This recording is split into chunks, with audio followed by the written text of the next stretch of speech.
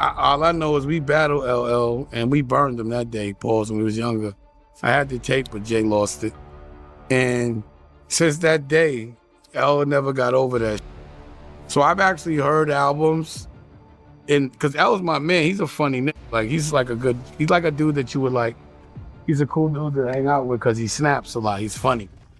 And me and him cut each other up, but he don't have a mustache, so we can't. You know what I'm saying? I'm not snap. It's over for him with me and him snap. But without that mustache, it's over. We can't snap. But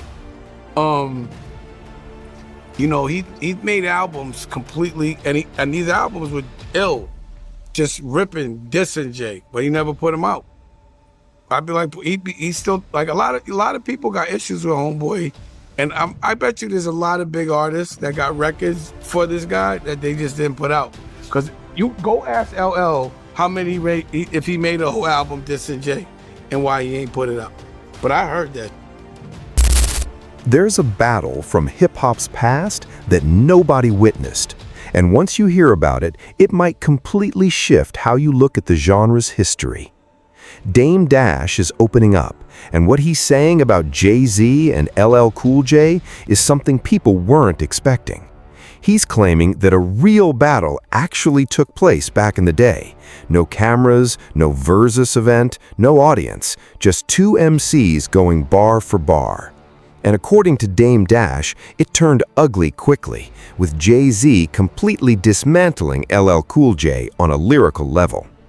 But here's where the story takes an unexpected turn. Dame Dash also says that if the two were to face off in a Verzuz-style setting today, LL Cool J might actually have the edge over Jay-Z. And his reasoning has nothing to do with song catalogs or chart history. He's talking about performance, energy, and the ability to command a room. He goes as far as calling Jay-Z's live shows flat-out boring and makes the case that in a stage presence battle, the person who can truly hold a crowd has the real advantage, regardless of who has the bigger records. It's a take that raises a lot of questions and cuts right to the heart of what separates a great rapper from a great performer. Before we get into it, drop your thoughts in the comments below. I want to know which side you're on. And if you haven't already, make sure you subscribe. Now, let's get into it. Ever any issue between LL and Jay? Nah, all I know is we battled LL and we burned him that day, pause, when we was younger. I had the tape, but Jay lost it. And since that day, L never got over that shit. So I've actually heard albums, and because L's my man, he's a funny nigga. Like he's like a dude that you would like. He's a cool dude to hang out with because he snaps a lot. He's funny. And me and him cut each other up, but he don't have a mustache, so we can't. You know what I'm saying? I'm not snap. It's over for him with me and him snap. But without that mustache, it's over. We can't snap. But you know, he made albums completely, and these albums were ill, just ripping, dissing Jay, but he never put them out. I'd be like, he's still like a lot of people got issues with Homeboy, and I bet you there's a lot of big artists that got records for this guy that they just didn't put out. Because you go ask LL how many if he made a whole album dissing Jay, and why he ain't put it out. But I heard that shit, and it was good. Like LL could rap. And he's very competitive. You know, he's a real rapper. He's the type that be like, yo, if you be like, yo, what's your size? It pulls. He'd be like, yo size. Like, that's why I f with him, though. And he could take snapping sometimes, but, you know. So that actually did happen. They did have a battle. Because LL, he always denies it. Yeah, Jay ripped him, though. I ain't gonna say that. Jay, it was bad. Yeah, we was laughing at L. I think he gonna say he didn't, but I remember he said the Funkadelic Relic rhyme, but before it came out, and Jay said some you know, he did one of those. We was like, get that Funkadelic shit out of here. Like, we were laughing at him. It was bad. It was embarrassing. It definitely was. It was something like a guy that has that much pride. I doubt he ever got over. I think L could probably beat Jay in a battle in a Verzuz.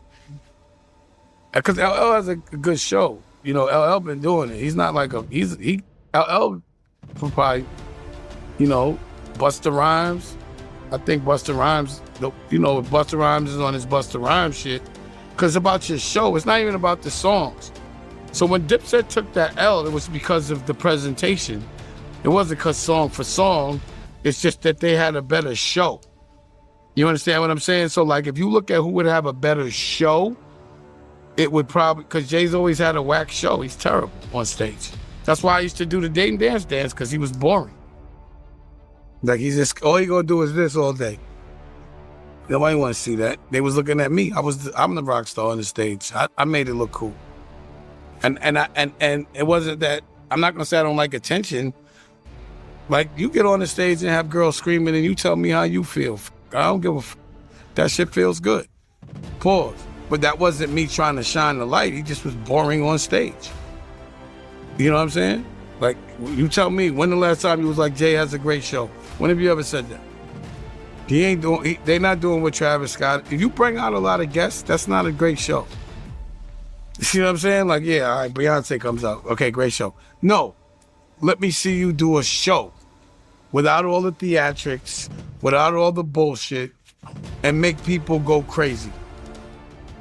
It's not like one song. You have to be able, that's why I said Mos Def with Blaze and Pause, because his show is too good. Like he's too good on stage. He plays instruments. He'll start singing on you. And he could dead nice rapping.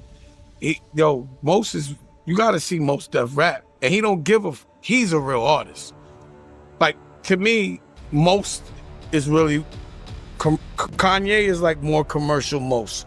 But Mos is the god. Pause of that movement. It's Mos Def. He's the supreme. You can't get no cooler than Mos. He's crazy, pause, sometimes. He's a lot of energy in the room. But overall, talent-wise, from what I've observed, the ones that are really good are not controllable. They're not monetizable. They don't show up on time because they just care about their creativity and they hate people exploiting them. Like every time I talk to Mos, he'll be in another fucking continent living. Like, oh, I'm in South Africa. When I used to talk to him a lot, he was always doing something that no one else would ever do in history. Or we'll go to a haunted mansion in fucking New Orleans. Like imagine having Mos Def as a friend. It's a lot of fun. There's a couple of people that are cool to have as not the relationship of like fan or business, that are really cool to have as friends. Like I like, there's a couple people that I'd be like, those are my friends when I see them. You know what I mean? Like Be Real from Cypress Hill. To me, that's my best friend. When I see him, he's the coolest to be in your crew, is to have Be Real smoking with you. But he's mad cool. Like I f with him. You know what I mean? When I see him, he's like, you know, I look at him as a brother and I don't see him a lot, but when we get high, we talk, he's just a cool nigga. Or just being able to kick it with like Raekwon, you know what I'm saying? Or Taj Mahal. Like just real, like I said, like LL as a person is a funny ass nigga. Y'all don't know him as a person. Like he's cool to have as a friend. Like you gonna laugh all day and snap and be competitive. Some people are lame to be around. Like even like Tyrese is a good friend of mine, unexpectedly. Because he's just funny. He's a funny dude. He's a character, and he has a perspective, a point of view. But he's really creative. So when you go to Tyrese's house, this nigga got movies, plays, albums, all type of shit that never came out. So what happens with real creatives like myself and guys like that, there's so many ill projects that never came out because it just. You don't want to compromise it. You did it because it made you feel good. Pause. So I got projects with Wiz Khalifa, projects with Jay Electronica, projects with Mos Def, projects with so many artists. I got projects with the Black Keys that just never came out because I wasn't in the mood. I got to be in the mood to deal with the business. I'm an artist. F the business, man. That's what a fly nigga would say. A fucking corny ass nigga will do anything for money. That's corny. That's the epitome of nerd to me. You'll do anything. Sell your soul, let a nigga throw you around on the wrestling, get some big stupid fucking cheap teeth so you can look like a a sportscaster, let some clown tell you what to do for a check. That's not no fly nigga shit to me, man. That ain't fly.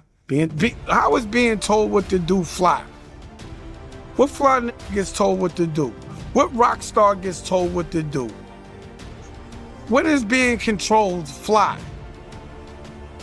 Like, when has that been fly? None of that shit is fly. I'm not showing up someplace every single day at a certain time unless it's something that I want to do and I'm going to do anyway for free. I don't even try to make money off nothing unless it's something I would do for free. Like, I'll talk to you all day for free. That's easy. If I know you. This debate proves one thing clearly. Hip-hop is still the most competitive genre on the planet. When you hear Dame Dash speak on Jay-Z and LL Cool J like this, it's not just a trip down memory lane. There's a bigger truth buried in it about what this culture actually values. Because greatness in hip-hop was never just about the hits. It's about presence. It's about timing.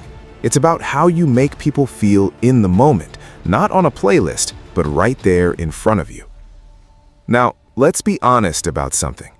LL Cool J is an undisputed legend. That's not even a conversation worth having. He was one of the architects of this culture, helping lay the foundation that everyone else eventually built on. But if we're talking strictly about a versus battle, hit for hit, catalog against catalog, it's hard to make the case that he gets past Jay-Z. And that's not a knock on LL. That's just a reflection of how deep Jay-Z's body of work runs and how many different eras of hip-hop he's dominated at the highest level.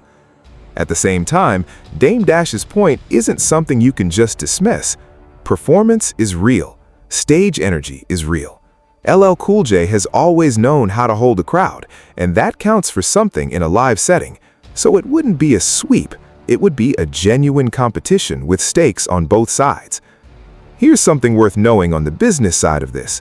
Versus battles have consistently triggered massive streaming spikes for the artists involved, sometimes generating millions in digital revenue within the first 24 hours alone. Which means these matchups aren't purely for the culture. They move real money and have a direct impact on how the streaming era re-ranks these legends in real time. So here's the question worth sitting with. If Jay-Z and LL Cool J went hit for hit on that Versus stage today, who actually wins and what would make the difference? And where do you land on Dame Dash's take?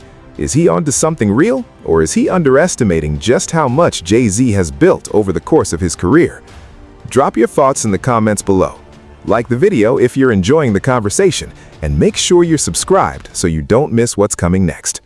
Peace.